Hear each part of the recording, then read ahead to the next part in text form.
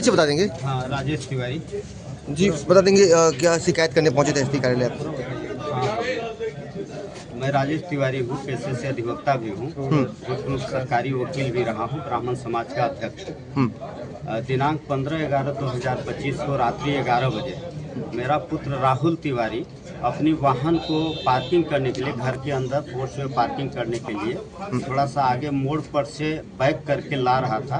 उसी समय एक संतोष कश्यप नाम का व्यक्ति जो हवलदार है, गांधीनगर थाना में पदस्थ है, वह उधर से मोड़ पे आया और मेरे बेटा के साथ मारपीट किया और गाड़ी को धक्का दिया, जिससे उसकी एक गाड़ी की जो चक्का पीछे वाली नाली में चला गया। और उसके बाद 2 लोग थे और अंधाधुंध मारपीट करने लगे और वो किसी तरह से एक लाइन फोन किया कि पापा बहुत मार रहे हैं। मैं और मेरी श्रीमती जी जब गए तो मैं बीपी शुगर का मरीज हूँ, मैं गया और मेरी श्रीमती जी भी रोगग्रस्त हैं। हम लोग दोनों गए तो वहाँ पर देखे कि वर्दी में है। उससे मैंने नाम पूछा तो अपना नाम बताया और इसके बाद में बोला कि जाओ बेटा वर्दी रखे हो, रक्षक मत बनो, मैं भी वकील हूँ, ऐसा करके भेज दिया। थोड़ी देर के बाद मेरा वो गाड़ी जो चक्का नाली में गया था उसको वहाँ उपस्थित 5-7 लोग निकाल रहे थे और निकालने में जो 5-7 मिनट का समय हुआ, फिर अपने भाई को और 2 लोग और दो और मैं ऐसा कल के 3-4 लोग आए और मेरे बेटा को गाड़ी स्टार्ट करके आ ही रहा था, खींच के मारने लगे और मैं थोड़ा आगे बढ़ गया था। फिर श्रीमती जी हालांकि बेटा को मार रहे, मैं गया तो भाई साहब माधड़ चौथ भोसड़ी वाला अश्लील गाली देते हुए मेरे को मारा और मैं गिर गया। तो फिर लात पैर से मारा, मेरी श्रीमती जी को मारा, मेरा पैर फ्रैक्चर हो गया, श्रीमती जी का पैर सूजन हो गया। ऐसा करके वो माथा में चोट लगा। मेरा बेटा को तो इतना मारा है कि उसका नाक से खून निकल रहा है, अभी उसको मेडिकल के लिए भेज रहे हैं। फिर पहला दिन तो हुआ था तो एमएलसी वगैरह सब हो गई है। कुल मिला के मेरा कहना है कि ऐसा पुलिस जो पुलिस विभाग में रह के अब इस ढंग का जो कृत्य कर रहा है वो पुलिस लायक है ही नहीं। वो पुलिस के मतलब जन सेवा के रूप में उसको अपन लोग नहीं परिभाषित कर सकते हैं। वह गुंडा प्रवृत्ति का आदमी है जो पुलिस लायक नहीं हो, जनता का सेवा नहीं कर सकता है और उसका आचरण पहले भी गंदा है। कई लोग शिकायत कर चुके हैं, कई बार उसको लाइन अटैच किया जा चुका है, तो उसको बर्खास्त किया जाए। उसके विरुद्ध गंभीर दंडनीय अपराध अभी जो दर्ज हुआ है उसमें धाराएं जोड़ी जाए और उसको गिरफ्तार करके धारा 307 के अंतर्गत उसके और उसके भाई जो मारपीट और उसके सहयोगी जो किए हैं उनके विरुद्ध दंडात्मक कार्रवाई किया जाए।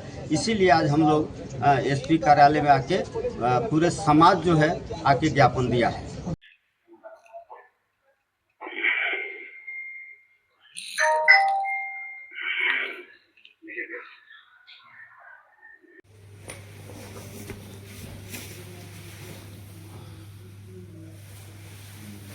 पीछे वाला लीजिएगा, ये लास्ट का है, उल्टा लगा है। रिपोर्ट दर्ज कराओ ना कि आप दोबारा लाके मारोगे। अब ये जान लो सर, ऐसे भी महिला पर कोई हाथ नहीं उठाता सर। जब जान गई कि वृद्ध महिला है और अंकल 62 साल के दिख रहे हैं तो क्यों हाथ उठा दिया सर? ये कहाँ से उचित है सर? आप बता दीजिए। अगर आपको लगता है कि उचित है तो मुझे कोई कार्रवाई नहीं चाहिए। अगर आपको लगता है कि अनुचित है तो इसकी बर्खास्ती आप प्लस 307 इससे नीचे का मामला नहीं है सर। वकील साहब रिपोर्ट दर्ज कराने गए आपके मणिपुर, अरे सॉरी वो वर्दी में आ गया था और आपको वो ड्यूटी में अगर आपके यहाँ कोई गोली चल जाए और संबंधित मुंशी एडिशनल साहब देखिए इधर एडिशनल अगर क्या हो डीजीपी हो गया, फोन नहीं उठाएगा, कोई पुलिस जाएगा तो ये वकील है, ब्राह्मण समाज का अध्यक्ष है। ये केवल ब्राह्मण समाज का दर्द नहीं है, हम निर्वाचित जनप्रतिनिधि भी हैं और ब्राह्मण समाज की आबादी 25,000 है, कम नहीं है। इस जिले में 25,000 को भी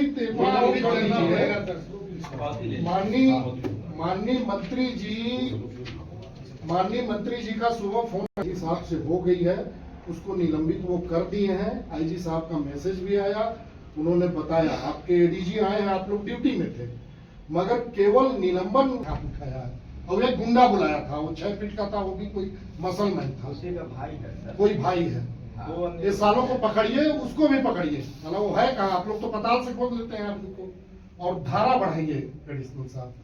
नहीं तो एकदम ऐलान करके जा रहे हैं कि उस दिन सीएम आ रहे हैं ना, हेलीकॉप्टर से नीचे सब बैठ जाएंगे। गिरफ्तारी का क्या प्रोसेस हो रहा है अभी तक? पहले तो है कि गिरफ्तारी जो धाराएं हैं वो कम है, वो धाराओं का परिवर्तन होना बहुत जरूरी है। और आप भी कानून का इंटरप्रिटेशन करते हैं, विवेचना करते हैं। 307 का कामयाब हो गया। तो मेरा कहना है सर कि ऐसी स्थिति में क्या आपको ये नहीं लगता कि सर एक गंभीर मामला है, माने रेयर टू दी रेयरेस्ट वाला मामला है कि नहीं सर? नहीं, मेरा वही कहना है sir, rare to the rarest वाला नहीं सर। देखिए क्या है, आदमी का केस में ऐसा नहीं है कि कोई लाठी तलवार और बंदूक लेके आएगा और इंटेंशन गोली चलाएगा तभी 307 लगता है। आदमी का इंटेंशन और मेंसेरिया महत्वपूर्ण होता है सर। इंटेंशन दोबारा आना, दोबारा आके मारना सर, और वर्दी के साथ मारना, तो ऐसी स्थिति में क्या वो किसी भी रूप में पुलिस लायक है क्या सर? आप एक लाइन का उत्तर हमें दे दीजिए सर। अब क्या 307 के अंत प्रधान आरक्षक है एडिशनल साहब वो, अगर वर्दी में मार देते तो क्या होता बताइए साहब? वर्दी की नहीं, इज्जत थी। मैं तो सर बीपी शुगर वाला, अगर मैं गिरा था अब जैसे स्थिति और मेरे को ब्रेन हमरे जो तो मर ही न जाता, मेरी श्रीमती जी मर ही न जाती। तो सवाल इससे क्या है, कोई मर जाएगा तो 302 कम। सवाल क्या है, उसका एक्ट जो है ना, एटीट्यूड जो है, उसका बिहेवियर जो है, उसका मोटिव जो है अपने आप में बता रहा है कि that is serious offence, criminal है। तो सर हमसे देखिए सर, एसपी साहब गिरफ्तारी पहले सर, हाँ सर तो गिरफ्तारी होनी चाहिए। गिरफ्तारी कैसे होगा? धारा बढ़ाए ना पहले, धारा बढ़ाए पहले तब गिरफ्तार करें।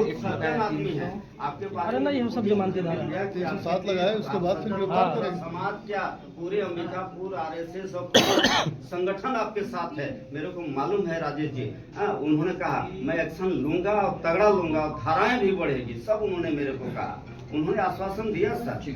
तो सवाल क्या है कि अभी सर आप हमको ये आश्वासन दीजिए कि क्या 307 करेंगे, पहला। दूसरा वो ये कर रहा था सर, वो काउंटर कराने के लिए आवेदन दे के घूम रहा था।